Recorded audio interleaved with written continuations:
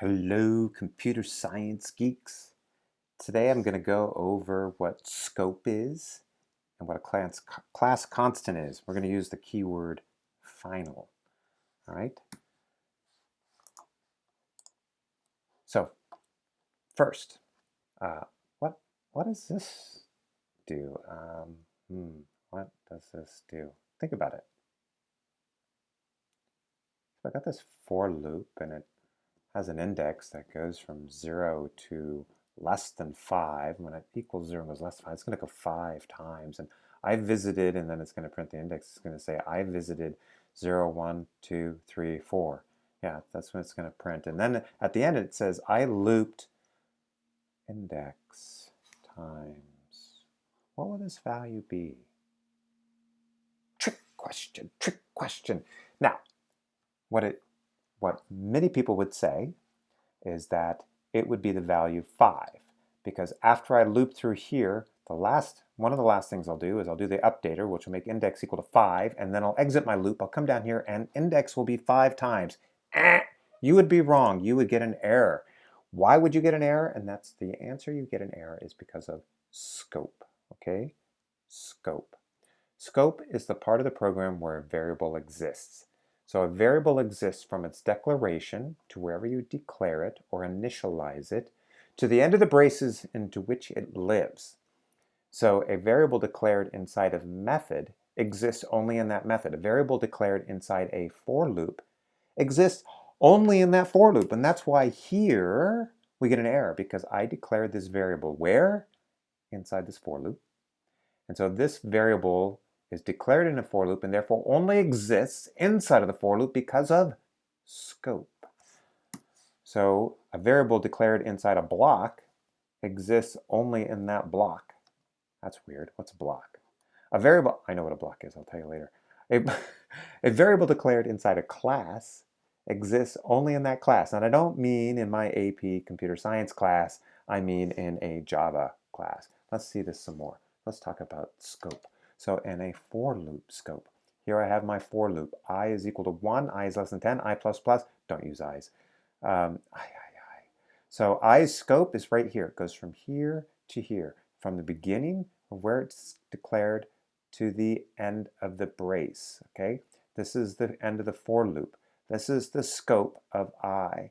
The scope of x goes from where it is declared here to the closing brace, which is down here. That is the block into which it lives, okay? So that is x scope. A method scope, let's look at here. I have static void main. I got my method here. I declare the variable size 4. So that exists from here, from where I declare it, to the next closing brace. It exists down here, okay? This is the scope of what I have. Now, if I wanted to make this for loop down here go size times, and this loop down here be somewhat different in its arrangement, but still go 4 times, or size times, because I decrement instead of increment, would this work? Would this work? I have a feeling Mr. Stride is trying to trick me again with his fancy schmancy scope problems. Yeah, this won't work, okay? Because the variable scope is here. Size does not exist here. It does not exist here. Ooh, it gets big. I like that. What are we going to do? Well, we want to fix that. Wouldn't that be nice if I could have a variable that lives here and here and here? Oh, that'd be so cool. Yeah, this doesn't work though, right? Size is not found. Size is not found. I'm going to tell you how to solve that in a bit. Does this make any sense? Is this nonsense? What's going on here? I is equal to 3. Don't use i's. And then I do this curly brace and close brace. Does that work? Yeah, that works. And then j is equal to 7. It's kind of weird though. You probably never really do it in real life, but it's really cool in this presentation. Int j is equal to 7, and then right here I system out print line I space and j. Will this work? Does it compile? Is it an error? The answer is no, it doesn't work. Why? Because you know why. It's scope. J only exists from the declaration down to the closing brace. It stops living here. That's where it stops living. Here it's no longer alive. It doesn't exist. It doesn't know what this is. The compiler says I is 3. And J, I don't know what J is. Error, okay? It cannot find this symbol. You're going to get this little error. You get the little caret down there pointing up at the J saying, I don't know what that symbol is. It's because it's not in scope. So, to the rescue, class constants. Class constant, what is a class constant? Well, it's a fixed value. Fixed means it does not change. Value means it has a value. Visible, oh, stop that, Jeff. A fixed value visible to the whole class. That's what a class constant is. It's available to the whole class, and it's because of the way I declare it. Now, wait a minute. What about scope? Doesn't that still have the same definition? Yes. This variable size right here lives from the declaration to the closing brace. Closing brace. Well, here's the open brace. Where's the closing brace? It's all the way down here. That's my closing brace. So if it's all the way down there, that means it also lives here. So this is a class constant. It's constant. Oh, shoot. I forgot to put final in there. It's not really a constant now. It's just a class variable. Well, lame me. Pretend there's a keyword in here called final. Public static final. That would make it a constant. And that's why we'd use capital size. Error, error, error. Need final in there. Okay, so this is just a picture. I can't even type it in. Okay, so here's how it's supposed to go. Public static final. Finally, I got it right. And then the name, okay? Or a type. So it's public static final int, and then the name. So if I back up, public static magical final int, size equals 4. Look at size.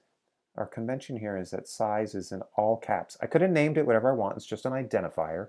Any legal identifier would work here, but by convention, we're going to do all uppercase, all capitals, because that's what we do for constants, okay? Constants. For all constants, it's all uppercase, all uppercase. So here's some examples. Public static final int, days in a week.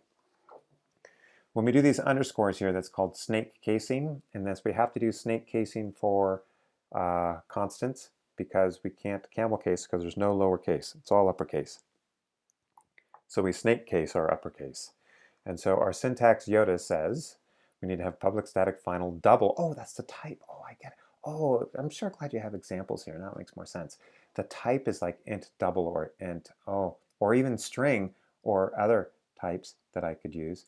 And then I have my identifier here, my name, my identifier all in uppercase, and then I can give it a value, right? And that value will never, ever, ever, ever, ever, ever change because I cannot give it a new value. It cannot be reassigned because it's constant. It's final. That's it. It's final. It stays that value. And a final is called a constant. So there we go. So this is how it would look. Again, we have public class, MyExample. I got my public static final int size equals 4. See, I got the final in there. So this is an example. Now I can use this size variable anywhere between in its scope. It is declared from here all the way down to there. So it'll work here and it'll work here. Okay. So now this all works. It's example. It's marvelous. And it's the end. That's the end.